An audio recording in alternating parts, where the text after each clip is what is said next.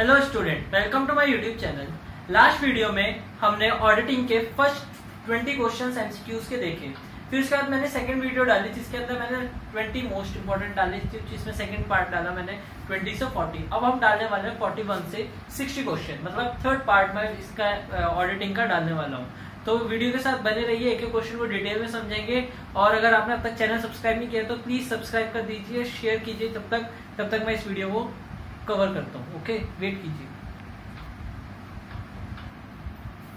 तो स्टूडेंट, हम first question के साथ शुरू करते हैं। फर्स्ट क्वेश्चन है आज का हमारा, purchase return should be vouched. Purchase return should be vouched with the help of. Purchase return किसके वाउचर्स की हेल्प से हम कर सकते हैं?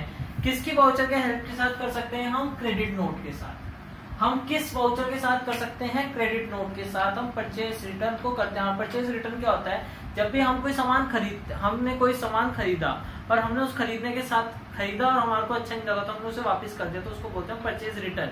और जिसकी जर्नल एंट्री होती है हमारी cash account debit to purchase return account debit, या Ram Shyam Sohan Mohan account debit to purchase return account, ये हमेशा क्रेडिट साइड में आता है।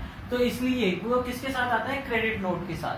सेकंड क्वेश्चन है हमारा, receipt from sale of investment. जो रिसिप्ट होती है सेल के, at the time of sale जो हमारे को रिसिप्ट मिलती है, should be vouched with the help of. वो कौन से वाउचर के साथ करते हैं हम? तो हम कौन से वाउचर के साथ करते हैं? ब्रोकर सोल्ड नोट के साथ। जो ब्रोकर होता है बीच में, उसकी सोल्ड नोट के साथ हम उस वाले ब्रोकर सोल्ड नोट के साथ हम उसको सेल आउट करते हैं। ओके, जो रिटर्न हम इन्वेस्टमेंट को सेल करते हैं।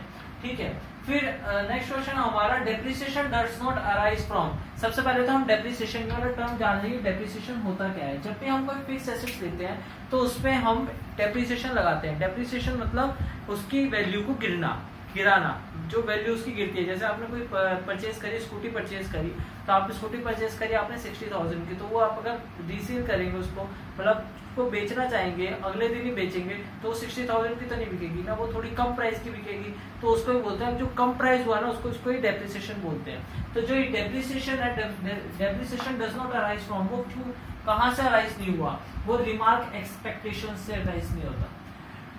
रिमार्क एक्सपेक्टेशन से अराइज नहीं होता डेप्रिसिएशन। नेक्स्ट क्वेश्चन हमारा, शेड्यूल 14।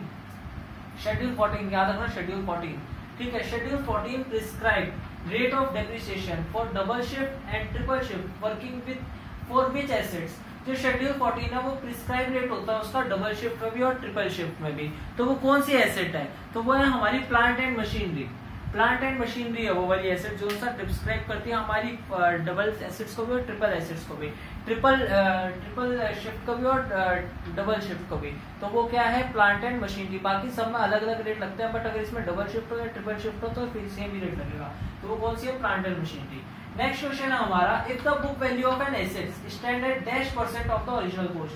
अगर हमारी बुक वैल्यू है वो -% पे है, -% पे है हमारी ओरिजिनल कॉस्ट के, तो वो कंपनी नीड करती है company need not provide depreciation on it. तो कितने परसेंट पे हम कंपनी डेप्रिसिएशन नहीं लगाएगी उस चीज पे? तो वो कितना परसेंट होगा? 5%। 5% पे कंपनी उस चीज पे डेप्रिसिएशन नहीं लगाएगी। तो स्टूडेंट ये हमारे अभी तक 5 क्वेश्चन हुए हैं, अभी 15 क्वेश्चन रिमेनिंग है। तो वीडियो को पूरा देखें। अगर वीडियो अच्छी लग रही है तब तक सब्सक्राइब कर दीजिए और शेयर कीजिए तब तक। तो स्टूडेंट, हम उसके आगे चलते हैं। अब जो तक हमने पढ़ा था, अब हम नेक्स्ट क्वेश्चन लेते हैं आज का। नेक्स्ट क्वेश्चन में क्या कहा गया है हमारी कि ए कंपनी हैज बॉट पेटेंट्स। अगर एक कंपनी ने पेटेंट्स खरीदे, which method is mostly suitable for providing depreciation on them. तो कौन सा मेथड सूट करेगा उस पर डेप्रिसिएशन लगाने के लिए? तो फर्स्ट ऑफ ऑल तो मैं आपको डेप्रिसिएशन बता चुका हूँ कि डेप्रिसिएशन क्या होता है। जो हम फिक्स एसेट्स की वैल्यू को डाउन करते हैं उसको हम डेप्रिसिएशन बोलते हैं। अब डेप्रिसिएशन कितने टाइप के होते हैं? डेप्रिसिएशन 2 टाइप के होते हैं, वैल्यू एडेड मेथड और written down method and straight line method. Value added straight line method वो होता है जिसके अंदर डेप्रिसिएशन जो हमने फर्स्ट ईयर में लिया वो वैसे ही रहेगा, और स्ट्रेट लाइन मेथड में हमारा होता है नहीं, स्ट्रेट लाइन मेथड होता है हमारा जो सा हमने मेथड लिया तो वो वही रहेगा हमेशा पूरे साल तक। और रिटर्न डाउन मेथड होता है हमारा कि हम जो वैल्यू आएगी 1 साल बाद उस पे लेंगे। अगर मैं एग्जांपल बताऊं तो जैसे ही हमने कोई 10,000 की मशीन खरीदी, और इस पर डेप्रिसिएशन रेट है हमारा 10%, तो फर्स्ट ईयर ये हो जाएगी 9,000 की, सेकंड ईयर हो जाएगी 8000 की, क्योंकि डेप्रिसिएशन कितना लगेगा 1000 का लगेगा। तो ये वाला मेथड हो गया स्ट्रेट लाइन मेथड। अब रिटर्न डाउन मेथड की अगर मैं बात करूं, रिटर्न डाउन मेथड अगर आएगा तो उसमें अगर मैं बात करूं तो 10,000 की मशीनरी है और इसका भी रेट 10% ही है, तो ये फर्स्ट ईयर हो जाएगी 9000 की और सेकंड ईयर हो जाएगी 8100 की। तो क्यों? क्योंकि पहले साल पे 10,000 पे 1000 डेप्रिसिएशन निकला, फिर हम नेक्स्ट ईयर इस पे डेप्रिसिएशन निकालेंगे 900, अब थर्ड ईयर हम इस पे निकालेंगे 810 रुपए। तो ऐसे करके हम डेप्रिसिएशन को लेते जाएंगे। हम ये हो गया हमारा स्ट्रेट लाइन मेथड और रिटर्न डाउन मेथड।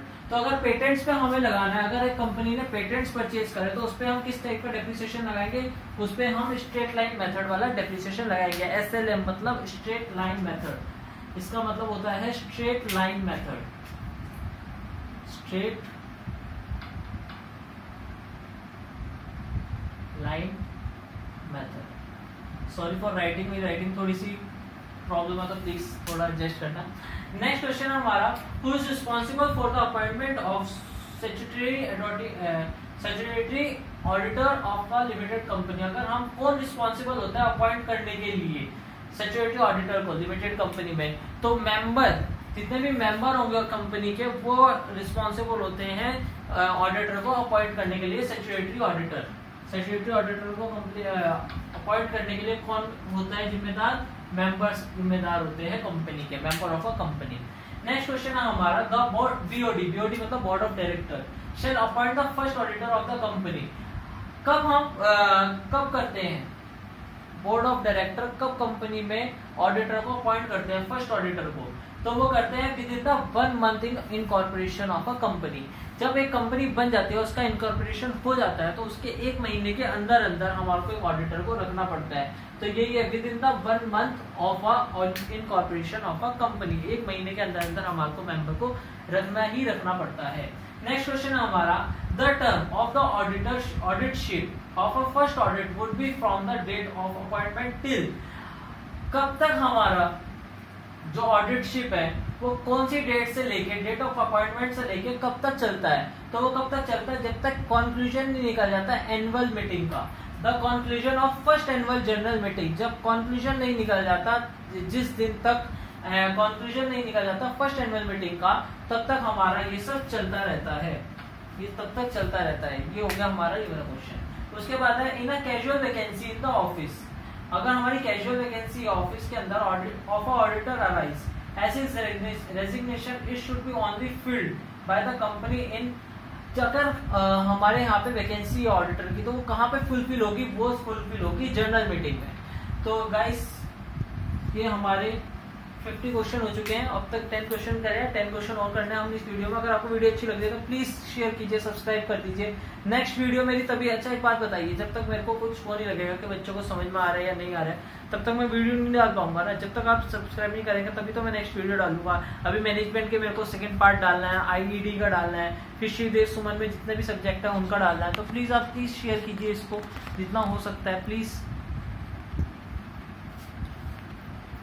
तो स्टूडेंट हम उसके आगे कंटिन्यू करते हैं। नेक्स्ट क्वेश्चन हमारा 51st क्वेश्चन है हमारा, the section which contain previous provision, the section which contain provision regarding remuneration of the auditor is. कौन सा सेक्शन है जो प्रोविजन बनाता है रेम्यूनरेशन का ऑडिटर के लिए? तो वो कौन सा सेक्शन है? सेक्शन 2248। कौन सा सेक्शन है जो प्रोविजन बनाता है? सेक्शन 2248 प्रोविजन जो बनाता है वो है सेक्शन 224/8 224, सेक्शन 224। नेक्स्ट क्वेश्चन हमारा, the retiring auditor does not have right to. कोई कौन सा जो है वो रिटायरिंग पार्टनर को, रिटायरिंग पार्टनर के पास कौन सा राइट नहीं होता? रिटायरिंग पार्टनर के पास कौन सा राइट नहीं होता कि वो स्पीक नहीं कर सकता, बोल नहीं सकता मेंबर्स की तरह। जैसे और मेंबर्स बोलते हैं कंपनी में, वो उनकी तरह बोल नहीं सकता है। अगर किसी ने ऑडिट करा है किसी कंपनी में तो उसने कर लिया होगा, बट वो बोल नहीं सकता है, ठीक है। तो इसका आंसर है speak as a member of a company. तो ये वाला राइट नहीं है किसी भी रिटायरिंग ऑडिटर के पास। अब नेक्स्ट क्वेश्चन है हमारा, who is not appointed as a statutory auditor of the company. कौन है जो स्टैट्यूटरी ऑडिटर नहीं कर सकता अपॉइंट? तो वो कौन है? Auditor, internal auditors. जो इतने भी इंटरनल ऑडिटर है वो स्टैट्यूटरी ऑडिटर नहीं कर सकते। इंटरनल ऑडिटर अलग होते हैं, एक्सटर्नल ऑडिटर अलग होते हैं। तो इंटरनल ऑडिटर है वो स्टैट्यूटरी ऑडिटर नहीं कर सकता कंपनी में शामिल। तो इसका आंसर है इंटरनल ऑडिट। नेक्स्ट क्वेश्चन है हमारा, the principal auditor as a clarification issue by the ICAI। ICAI की फुल फॉर्म मैंने पिछली वीडियो में डिस्कस कर ली थी, Indian institution of chartered accountancy of India. Does not having any right to, तो क्या राइट नहीं है, क्या नाम है, प्रिंसिपल ऑडिटर का क्या राइट नहीं है क्लैरिफिकेशन लेने का, inspect working papers of the branch auditor, जितनी भी ब्रांच में ऑडिट हो रही है उसका क्लैरिफिकेशन लेने का राइट नहीं है।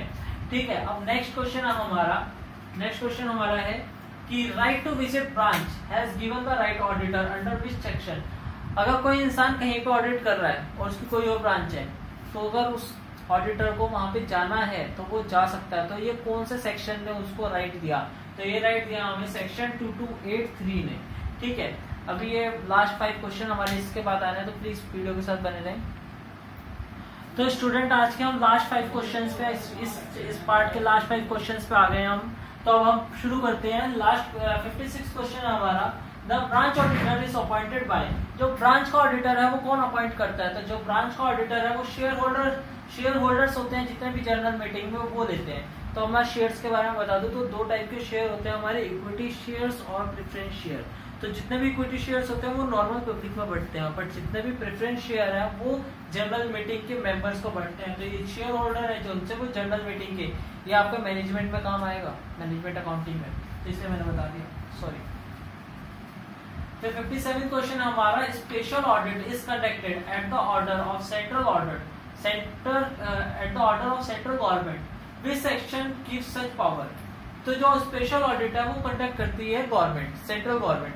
तो उन्हें कौन से सेक्शन ने पावर दी है, तो उन्हें सेक्शन ने पावर दी है सेक्शन 242A ने।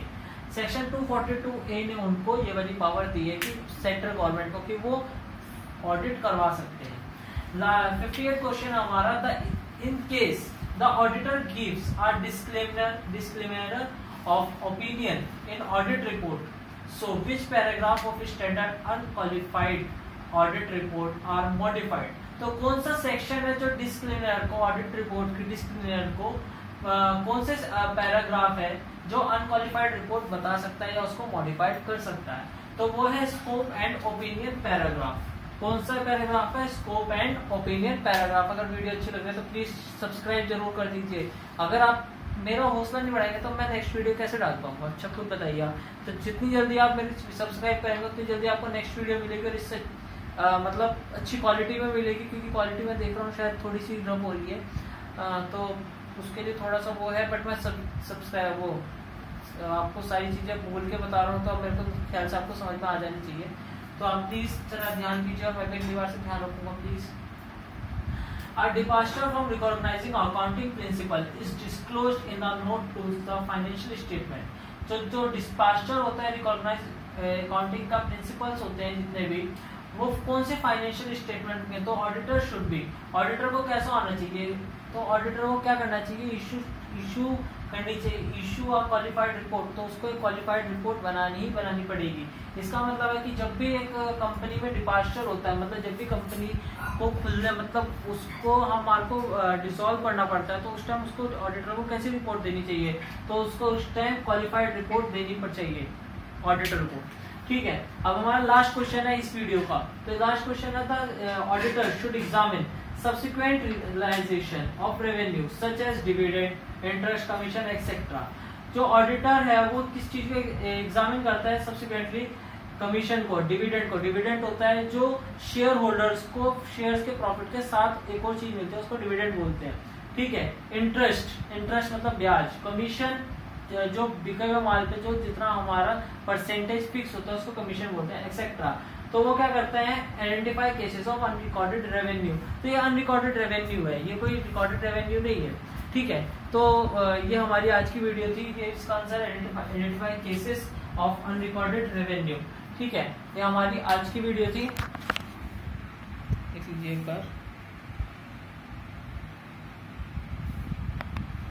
अगर आपको वीडियो अच्छी लगी तो प्लीज शेयर कीजिए, सब्सक्राइब कीजिए, कमेंट कीजिए। अगर किसी को कोई प्रॉब्लम है, मेरा इंस्टाग्राम हैंडल मैं डाल दूंगा।